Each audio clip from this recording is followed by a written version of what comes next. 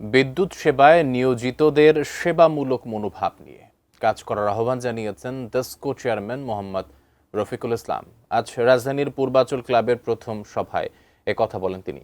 সভায় পূর্বাচলের প্লট মালিকেরা বিদ্যুৎ সংক্রান্ত নানা সমস্যা তুলে ধরে সেখানকার সব প্লটে বিদ্যুৎ সংযোগ ও ডেসকোর একটি ডেডিকেটেড অফিস করার দাবি জানান।